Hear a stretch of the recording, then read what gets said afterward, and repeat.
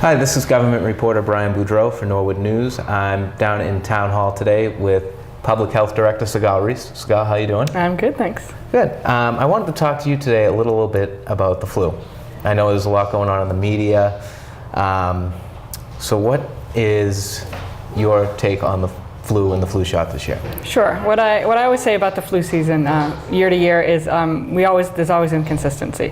It's not an exact science. We're working, public health and vaccine manufacturers, we work our best to get an accurate flu vaccine. So what we're seeing this year is definitely an early spike of increase of influenza-like illness and confirmed flu. So we're seeing widespread activity in Massachusetts and really throughout the country of flu, and it's a lot earlier than it has peaked in previous years. What's a little unknown is whether this peak will continue and it'll be a more severe year, or whether it's just an early peak and we'll start to see the decline in the next week or two. Now you said inconsistency, so is that people are not getting it as often as they should? There's a whole lot of inconsistencies, and some of it is vaccine use, how many people get the vaccine. Some of it is vaccine efficacy, how effective the vaccine is, and also which strain is included. So all the scientists that manufacture these vaccines, they work really hard to predict what exact strain of the flu they think is going to be circulating, and they try to get that match as best as possible. This year, for the current strain that is circulating, it wasn't a great match. But we still encourage people to get it, even if there isn't a good match, because it still gives you a degree of protection, and something is better than nothing. Because there's very low risk to actually getting the vaccine, so the risk cost reward, there's a lot of reward to getting it. Very low risk to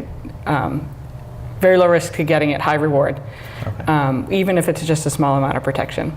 So the strain circulating right now where we're seeing the widespread activity is not very well matched with the vaccine. There are other strains in the vaccine. The one that the health department issues, and most people issue, is the quadrivalent, quad meaning 4 different strains of flu. In one shot? In one shot. Okay.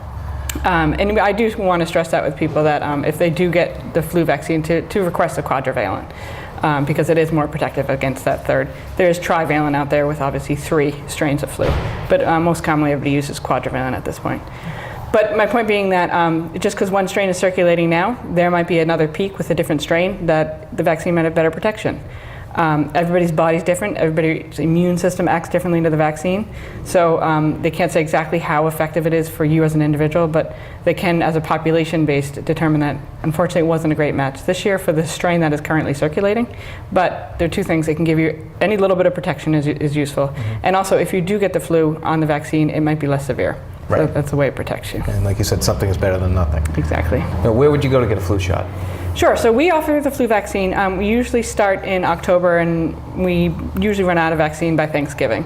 So we administered about 600 doses to residents in the fall. We are out of vaccine now, as most health departments are, but it's widely still available at pharmacies or your doctor's office. So even if you haven't gotten it at this point where we are seeing the spike, I do recommend that you get it if you haven't gotten it yet. Let me ask you this. What are some good practices to avoid the flu? Yes, so number 1, definitely get the vaccine. But like we just discussed, it's not completely 100% effective. There are things that you can do to protect yourself. Hand washing is a very simple way.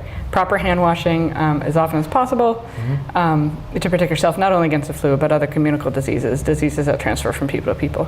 The flu is actually airborne, so when people, it can transmit through a sneeze or a cough. So we encourage people to cover their sneezes and coughs, either if you do use your hands in a tissue to wash your hands and sanitize, or the cough into the sleeve, right, which has gotten to be a lot more popular these days. So washing your hands, cough and sneeze etiquette, we call it, and also staying home when you're sick. So you might already be sick, but we were worried again on the population level that we don't want to transmit that disease. So if you do have a fever or you're not feeling well, we encourage people to stay home, and we encourage employers to allow employees to stay home when they're sick. Absolutely. The other last thing would just be, avoiding large gatherings. If you do have complications in your immune system, or where the flu might be more serious for you, avoid large gatherings during the flu season when it's widespread like it is now. Absolutely. Sigalle, I thank you for coming down and taking the time, and back to the desk.